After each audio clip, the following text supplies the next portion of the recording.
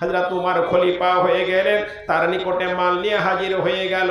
উমরকে বললেন, উমর, আমার মাল যদি তুমি গ্রহণ করো আর অন্য কারো মালের দরকার নাই, ইয়া তো আমার মালের যাকাত বের হবে, গোটা মদিনাকে দেওয়ার জন্য যথেষ্ট হয়ে যাবে। উমর বলছেন, সালাবা রে, তোমার মাল হতে পারে, তবে তোমার মাল আল্লাহ গ্রহণ করেনি, তোমার মাল নবী গ্রহণ করেনি, তোমার মাল আবু বকর গ্রহণ করেনি, তোমার মাল উমর গ্রহণ করতে পারবে না। সালাবা ফেরত চলে গেল। হযরত উমর মারা গেলেন, উসমান খলিফা হয়ে গেলেন। সালাবা এখনো জীবিত রয়েছে।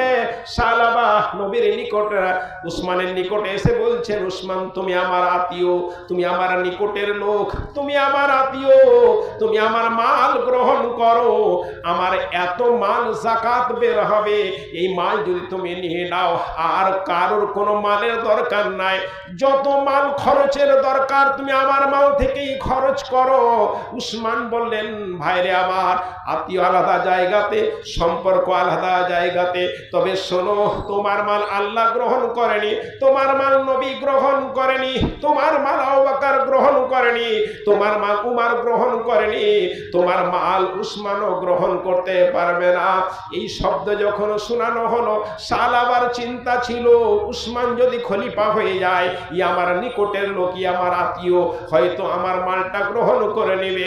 উসমান গ্রহণ করলেন না। মাল নিয়ে ফেরত যাওয়ার পথে হার্ট অ্যাটাক হয়ে মারা গেল, দম ফেটে মারা গেল। বাপুরে আমার, এই জন্য মাল আল্লাহর রাস্তায় আপনি খরচ করুন, আল্লাহকে সন্তুষ্ট করার জন্য খরচ করুন, আল্লাহকে রাজি করার জন্য আপনি মাল খরচ করুন।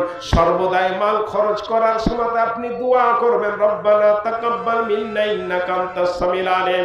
রব্বুল আলামিন, এই মসজিদ যে নির্মাণ করি, রব্বুল আলামিন এই মসজিদকে তুমি কবুল করো, আমার ইবাদতকে কবুল করো, আমার দানকে কবুল করো।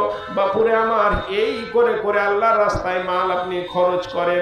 নবী মুহাম্মদ সাল্লাল্লাহু আলাইহি ওয়াসাল্লামকে রব্বুল আলামিন জানিয়ে দিচ্ছেন, আল্লাযীনা ইউনফিকুনা আমওয়ালাহুম বিল-লাইলি ওয়ান-নাহারি সিররা ওয়া আলানিয়াতান ফালাহুম আজরুহুম ইনদা রাব্বিহিম ওয়া লা খাউফুন আলাইহিম ওয়া লা হুম ইয়াহজানুন। রব্বুল আলামিন তিনি বলছেন, যারা আমার রাস্তায় মাল খরচ করে, রাত্রে খরচ করে, দিনে খরচ করে, গোপনীয় খরচ করে, প্রকাশ্যে যারা আমার রাস্তায় মাল খরচ করে, রব্বুল আলামিন বলছেন, ফালা খাউফুন আলাইহিম ওয়া লা হুম ইয়াহজানুন। কিয়ামতের মাঠে তাদের কোনো ভয় হবে না, তাদের কোনো চিন্তা হবে না। কিয়ামতের মাঠে না তাদের কোনো ভয় হবে, না তাদের কোনো চিন্তা হবে। আল্লাহর রাস্তায় মাল খরচ করার এত নেকি রয়েছে, এত বহুত বড় এটা পাওয়ারফুল ইবাদত যে কিয়ামতের মাঠে আপনার কোনো ভয় হবে না। কারণ যদি দান আপনি করে থাকেন, আপনার দলিল তৈরি হয়ে যায়। দলিল ওকে বলানো হয়, আপনি জমি একটা কিনলেন, জমি রেজিস্ট্রি করলেন, আপনার নামে দলিল হয়ে গেল, আপনার নামে রেকর্ডও হয়ে গেল, এই জমি আর কেউ নিতে পারবে না, এটা আপনার নামে হয়ে গেছে।